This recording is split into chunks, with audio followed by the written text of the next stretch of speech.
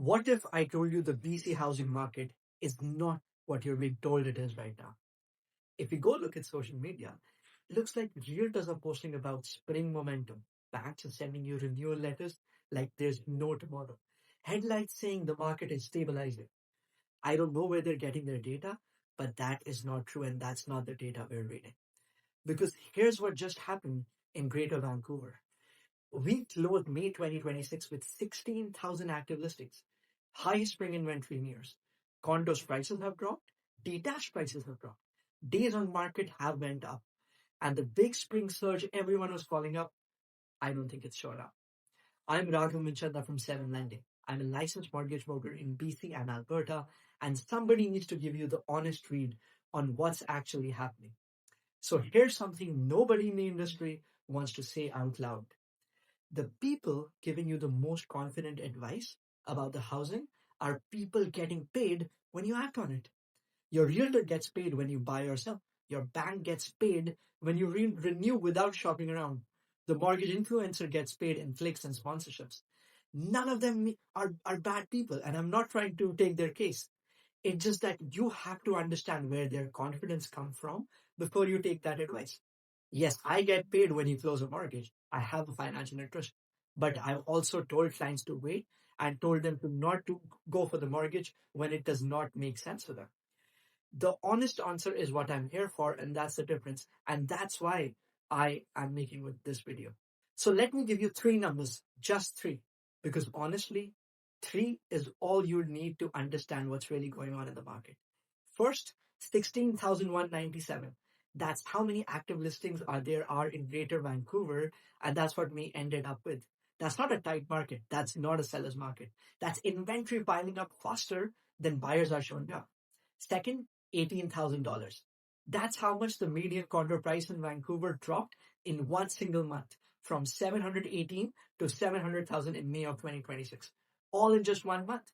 And people on Instagram are telling you to hold steady. Third is 51 days. That's how long the average home in Vancouver is sitting on the market right now. 51 days. Yes, that's not 2 weeks, 3 weeks, 4 weeks. It's 51 days.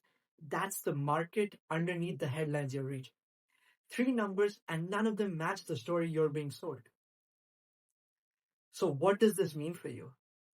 Well, if someone has been pressurizing you to buy before prices rebound, relax. The data says you have more time and more negotiating power than they're letting on. There are over 16,000 homes sitting in Greater Vancouver alone. Sellers who've been on the market 30, 40, 50 days, they're ready to have a real conversation. And if you're an investor who's been told to just hold on, the market is about to turn, I ask them to show you the numbers and math on that. Because a cash flow negative property sitting in a high inventory softening market is a financial problem. It's not a patience problem. And if your mortgage is renewing this year, this market matters to you, even if you're not planning to move or sell. Your property value, your loan to value, your product options, all of it connect back to what's happening out there. And most people walk into a renewal have no idea how much leverage they're leaving on the table by just signing whatever the bank sends them, because that's not always the best offer. So here's what I actually want you to do in this situation. If you're buying a home or a condo, use the market like buyers have not been able to use for years. Find the listings that have been sitting in the market for 30, 40, 50, 60, 90 days, because those guys are motivated. That's where you negotiate and not compete. And if you are renewing your mortgage, do not rush to sign that renewal letter. I know the bank has made it feel easy, and they make it feel easy on purpose. But that offer is not the best offer. It's the best offer they think you'll accept without calling anyone else.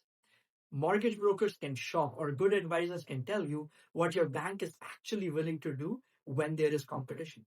We figure out whether you want to go for a fixed rate, variable rate, what makes sense for your situation, not just what's popular on social media right now. That conversation alone helps people save hundreds of thousands of dollars over their term. And if you're just trying to figure out whether any of this makes sense for you right now, that's a conversation too. Sometimes the honest answer for you is just wait. I want to tell you what the situation calls for. So I don't want to make this video and tell you the sky is falling, because good properties in good areas at the right price are still selling. But the gap between what you're being told on social media and what the numbers are actually showing, the gap is real.